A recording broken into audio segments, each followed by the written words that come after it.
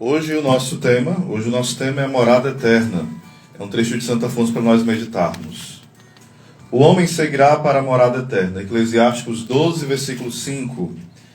Erramos ao chamar de nossa casa o lugar onde habitamos. A casa de nosso corpo em breve será uma sepultura, onde ela ficará até o dia do juízo. A casa da alma é o paraíso ou o inferno, para onde ela mereceu ir, e aí deverá permanecer para a eternidade. Nossos cadáveres não irão à sepultura por si mesmos, mas carregados pelos outros. A alma, porém, irá por si mesma ao lugar que lhe tocar, de alegria ou de sofrimento eterno. O homem irá para a morada eterna. Conforme seu comportamento, bom ou mau, o homem chegará à casa do paraíso ou do inferno, e desta casa não se mudará mais. Os que habitam neste mundo mudam frequentemente de casa, pelo seu gênio, ou porque foram despejados, caso morem de aluguel e não consigam pagar. Na eternidade jamais se muda de casa. Onde se entra pela primeira vez, aí se permanece para sempre. A árvore caindo para o sul ou para o norte, no lugar onde caiu, lá fica.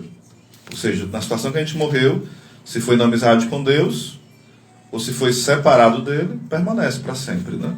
Eclesiásticos 11, versículo 3. Quem entra no céu será sempre feliz. Quem entra no inferno será sempre infeliz. Porém, quem entra no céu está sempre unido a Deus, sempre junto com os santos, sempre em suprema paz, e estará plenamente contente.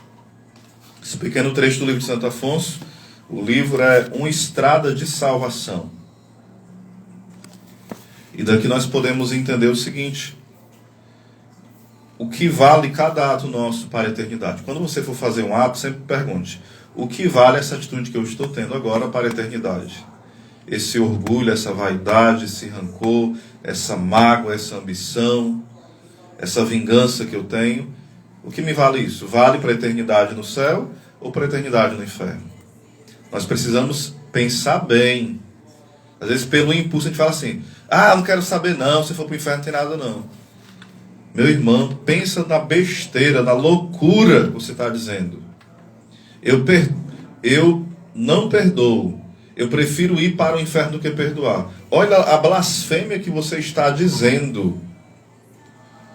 Nós achamos que o Senhor não castiga. E eu sempre toco nesse assunto porque isso é ferir a doutrina da igreja. Porque Santo Agostinho, São João Crisóstomo, São Jerônimo, Santo Afonso, que é mais para frente, né?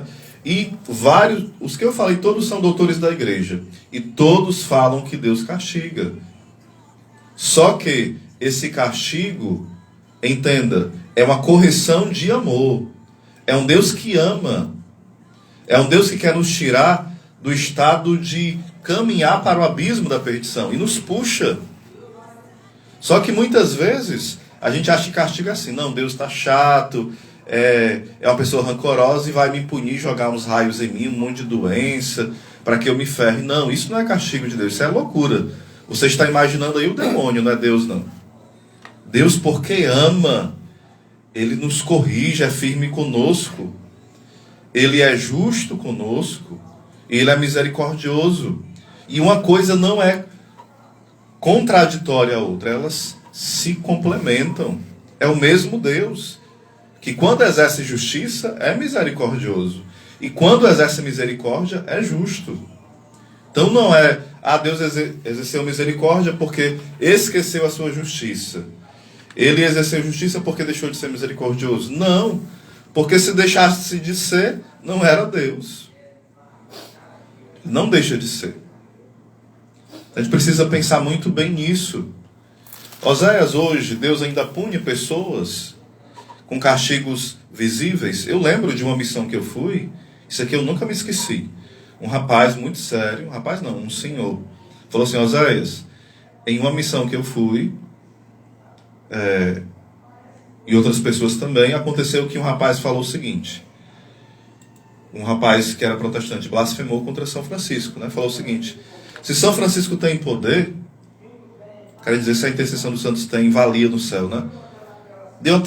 Dei aí um vento e derrubei essa casa. Não deu muito tempo e deu de fato uma forte ventania, destelhou a casa e derrubou parte daquela casa. Ou seja, tempos agora, onde esse homem que me contou está vivo ainda. Tanto os milagres, os benefícios, mas também como coisas desse tipo acontecem, sim. Eu sei de cada coisa que pessoas que ainda estão vivas me contaram que presenciaram na família, coisas sérias, diante de uma blasfêmia e diante de uma vida entregue ao demônio, situações terríveis que aconteceram. Era Deus alertando, dizendo: meu filho, cuidado, você está indo para longe de mim. Aliás, você já está longe de mim e precisa retornar. Então vamos pensar nisso, meus irmãos.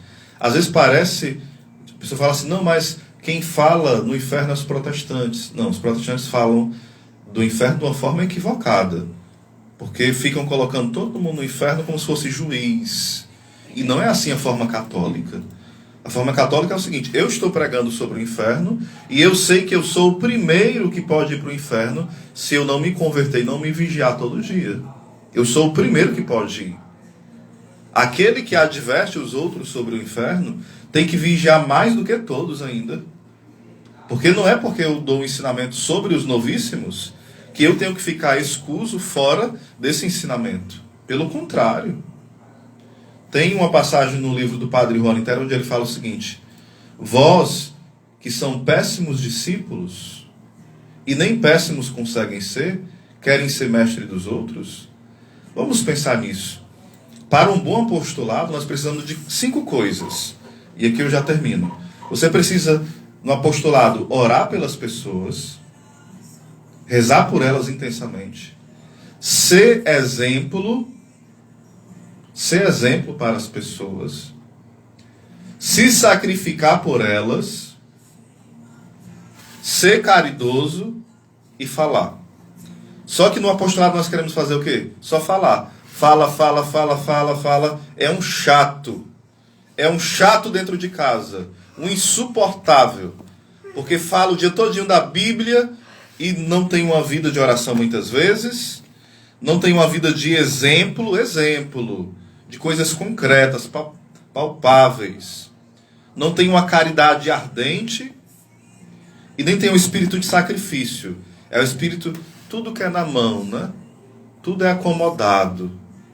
É tudo na mãozinha, ou seja, sem oração, sem exemplo, sem sacrifício, sem caridade e sem uma palavra consequência de tudo isso, o nosso apostolado é ineficaz.